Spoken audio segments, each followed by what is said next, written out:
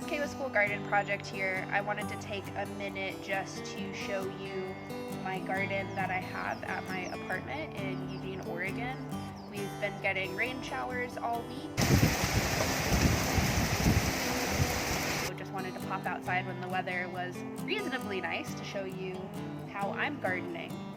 To start, we have a couple of bins that we repurposed. These were left behind by previous people, and we have filled them up with soil that we've gotten over the years. We are currently growing potatoes in them, and so potatoes are one of those plants that you should really only eat the roots of or the tubers of. Those are getting nice and pretty.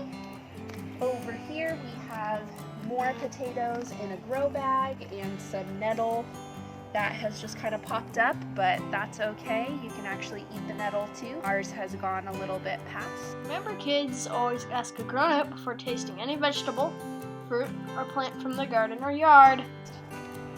We have an incoming planter down here. We're not sure exactly what we're going to grow in it yet. This was found down the hill from us, and so it's another way to kind of keep it from littering the sides of our apartment complex, and we're not sure who it belonged to, but we figured we'd use it. Up here we have a brand new planter that we just put together today. This planter is made out of, I think, what is originally a laundry bag. My partner filled it with soil, and then we added some drainage holes at the bottom, because no matter what container you're growing in, you have to allow for the water to escape. Otherwise, bacteria builds up at the bottom and attacks the plant's roots from the bottom up, and that's a really easy way to make your plants unhealthy. Now, it's a little messy, but I'm totally happy to show you that gardening is not always picture perfect. But underneath here we have a lot of abandoned or reclaimed gardening products that we've collected over the years, and some of them belong to our neighbors and largely aren't used, but we're gradually trying to find uses for them.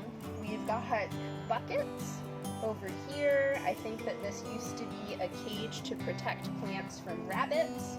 This is an old litter box that we cleaned out and have just used as containers for things. We've got some gardening tools back here that we're trying to protect from the rain as best as we can so they don't get too rusty. We've got some extra gardening pots back here that we try to reuse, and like I said, they're not picture perfect, but they work. We've got some compost that is being built in this tub over here. That was actually started by someone who used to live here, and they left it behind, and so we're just trying to gradually use it as we can.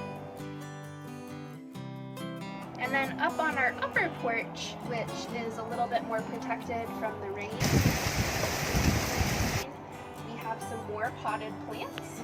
We've got an onion that was started from a scrap over here.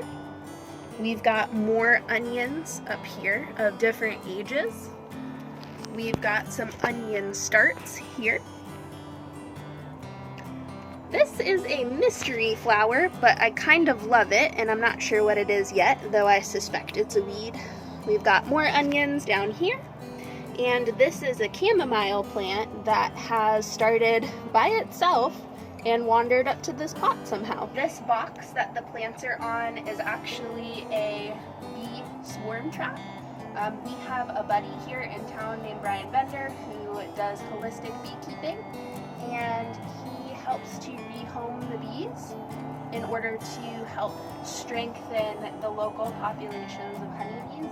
And because we live close to this wild area, every summer we tend to be able to help bees move to another home. Last but not least, we have a box that's just under our window that is growing yet more onions. You might see a theme here that we love onions. That's growing right below our window.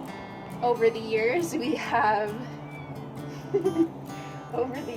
we've grown things like herbs and flowers near that box. For this year, we're just going with onions. And in case you were curious, this is our cat that is super interested in what we're doing up here. I hope that this brief video of what apartment gardening could look like is helpful for you. I really wanted to make a few things a little bit more accessible. As a lifelong gardener and as a garden educator, I think that sometimes I get this idea in my head that my garden has to look really perfect, particularly in an apartment setting, or maybe when you're working as a family to garden. I think that an important thing to remember is that it doesn't have to be perfect, and that plants want to grow. You just have to set up some of the conditions to help them happen. Not everyone has as much outdoor gardening space or lives in a place where it's as easy to garden outdoors. I never want you to feel bad about that. I think that even if it's just a house plant that brings you a lot of joy, I think that that's a perfect way to garden at home. You really have to work with materials that work for your family and plants that work for you. I think that however you want to garden is a great way to get started gardening. No matter where you are in your gardening journey, I want you to remember that it doesn't have to look a certain way for it to work for you and your family. It's okay if your gardens look wild or reclaimed. If you ever have any questions, I would love for you to reach out to us at School Garden Project with our email handle. It is GardenTips@schoolgardenproject.org. You are welcome to ask us any questions, big or small, about gardening. Thank you so much for watching. Take care.